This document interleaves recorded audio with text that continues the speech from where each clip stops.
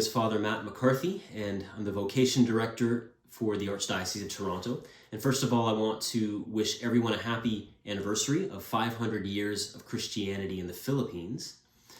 Sad to say that I've never actually been to the Philippines myself. It was on my radar to go, but COVID kind of changed all my travel plans. But I do have roots there, so half of my family is from the town of Giwan on the island of Samar. So it's not too far away from Cebu, where Christianity first landed in the Philippines. So first, I just want to wish everyone a happy celebration, and I pray that God continue to bless and to guide you and your families. Okay, so for the next 4 talks, including this one, we'll be discovering what it means to give. We'll be discussing what it means to give. So today's topic is on discovering what you have to give. In other words, discovering what your gifts are. Now, as I mentioned, I'm a vocation director, and essentially the job of a vocation director is to help people discern or discover what their vocation is. You see, the word vocation comes from the Latin word vocare, which means to call. And so my job involves helping people discover that calling, what they are called to do. See, here's the thing. If there's one lesson that is crystal clear in all of the Bible, it's that God has a mission for each and every one of us. So if you've been baptized, and I assume most of you here have been, you have been given a mission to accomplish, a specific mission. Now, obviously, maybe most of you were baptized as infants, and so you received your mission in seedling form, so it needed to grow, it needed to develop, but you received it. You received a mission. So each baptized person has a mission to accomplish. And I'm not talking about, a general mission to do good and to love others. We all should be doing that. But I'm talking about a specific mission that God has in mind for you. Even from the beginning of time, He's planned this out for you. And this is really the most common plot line in the best stories and the best movies we know. So there are many adventure stories out there that have been made into movies. Most of those stories and movies have been forgotten. There's only a handful of stories that have actually stuck around for ages. They won't go away. So stories like The Lord of the Rings. It's one of the best pieces of literature of all time, objectively speaking. Same with Star Wars. Same with some of the Marvel heroes. And many stories in the Bible have stuck around for centuries and centuries, even after people have tried to forget them. And one thing that all of these stories have in common is this. The main character of the story or the movie discovers what his or her mission is and sets out to accomplish it. So they discover it. So I use that word intentionally. They discover it. They don't make up the mission, but they discover it. And sometimes the protagonist gets like this close to failing the mission, but in the end, he or she eventually pulls it off. And so you and I have been given a specific mission to accomplish. It's something that's going to be difficult. It will cost you. And you'll sacrifice a lot of blood, sweat, and tears to accomplish it. But here's the thing. It will be the most satisfying and meaningful thing you could ever do with your life. And my job as vocation director is to help people find out what that mission is. Because even though you have a mission, you were given it at baptism, you might not know what that mission is yet. You might be a young person, you might be a youth, and you haven't figured out what that mission is. So what is that mission for you? Well, it could be anything. It could be to be, for any guys here, single guys, it could be to be a priest, like me or any other priest that you know. I'm not saying it is, but I wouldn't be surprised if at least some of you listening to this has that as a calling, as a mission. There's a statistic out there. I'm not sure how true it is, but it's one of these things that sounds right. It goes like this. 1 in every 10 Catholics has a vocation to the priesthood or religious life. So 1 in 10. So if you're in a Catholic bubble of 10 people, most people are in bubbles nowadays. If you got 1 in 10 Catholics, chances are at least one of you is called to at least or either the priesthood or religious life. So you can do the math. You can sweat about it. Don't be afraid if it is your calling. It's an amazing vocation. But part of my job as vocation director is to help remind young men that this is still a mission that God has for people today. And it's an amazing mission. It's an amazing vocation.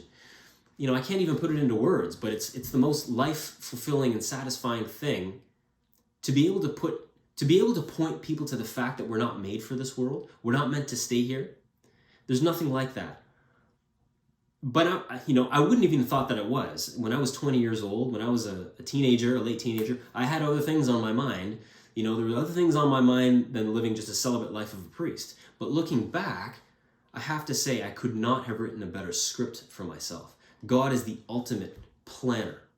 Now, what's your mission going to look like? I don't know. It could be to be a priest. It could be to be a married person. It could be to be a consecrated single person. But one thing I know for sure, whatever God's mission is for you, it's not going to make you miserable. It's not as if God is going to handcuff you and drag you somewhere where you don't want to go and make you do something that you don't even want to do or you're not even good at. It'll be hard. Okay, whatever mission God has for you will be hard. It will cost you everything you've got, but it will be totally worth it. And neither will your mission be arbitrary or random. You see, God is not just going to spin the wheel like the wheel of fortune. He's not going to spin the wheel and just randomly pick out a job, a mission for you to do.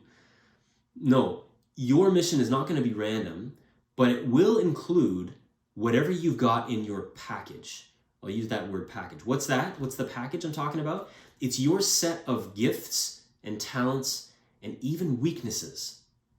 God can use both your strengths and your weaknesses to fit you in the appropriate slot. So the example I like to use of this is a puzzle piece. Everyone is built like a puzzle piece, and every puzzle piece has a part of it that juts out and a part of it that indents inwards. So think of your strengths as the part of your puzzle piece that jut out and your weaknesses as the parts that indent inwards. Everyone has a particular shape and everyone has a particular slot that they're made for. And so God, again, can use both your strengths and your weaknesses to slot you into the most appropriate spot. The real life example I like to use of this is one of my basketball heroes, Kawhi Leonard. Kawhi Leonard has massively huge hands. For those of you who don't know, he's got the biggest hands for a guy his height. Now, Kawhi Leonard might have had trouble in art class or music class as a child. If Kawhi Leonard had dreams of becoming the world's greatest artist or cellist, he might have had to say goodbye to those dreams pretty early on. But the size of his hands, combined with his perfect height, he's not too tall. You can be too tall as a basketball player and it can cause some problems, but his massive hand size combined with his optimal height, combined with his amazing athletic ability, all of those things combined to allow Kawhi Leonard to excel at what he's good at playing basketball. And everyone's built that way. Everyone's built to do something and to do something great. So I was given a certain skill set that hopefully allows me to do my job well. Whatever package you've been given, whatever strengths and weaknesses you've been given, is a hint to what the mission is that God has planned for you. So again, God has a definite plan. He's got a definite mission for each of you. But you know what's weird is that hardly anyone asks to know what that mission is. You know, many people go through life just randomly choosing what they think is best for them. And sometimes it works. I'd say rarely it works. But you know, quite often it leads to just dissatisfaction, and it can even lead to disaster in some cases. So, for example, I had a friend of mine in university. He wanted to be an engineer, mainly because of the money, but also because his parents kind of forced him into it. But I tell you, he just wasn't the engineer type. Like, he was a smart guy, brilliant guy, but he's not the engineer type. He's not the type to be locked away in a room of machinery. He's a people person. He's naturally good at serving people and helping people. Now, I haven't kept in touch with him for years, but I wouldn't be surprised if he kind of tanked, if he just ended up miserable because he wasn't doing what he was made to do. So again, look at your set of gifts and talents and ask the Lord, God, what is the mission you've got for me? Don't be afraid to ask him that question. Lord, what is the mission you have for me? I'm going to finish off by giving you a tool that can help you discover what God's plans for you might include. Okay, so when you were a little kid, what did you get good grades at in school?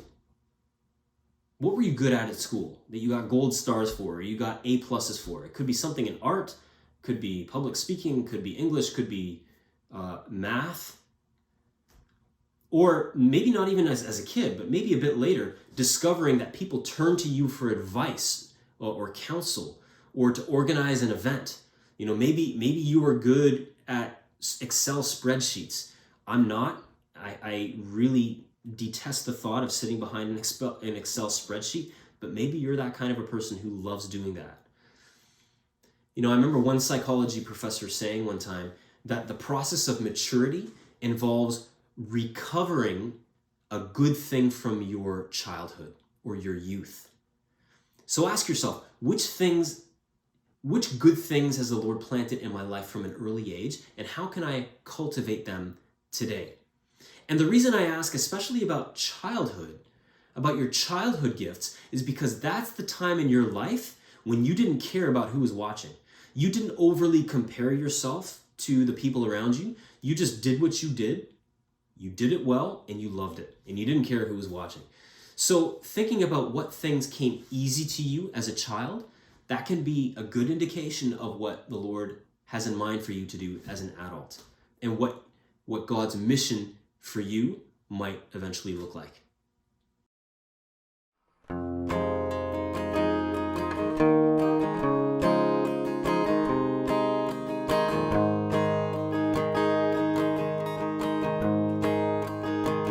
What hope we have, even in the longest night, for the light will overcome. We will not fear, for we know the sun will rise. Hallelujah is our song.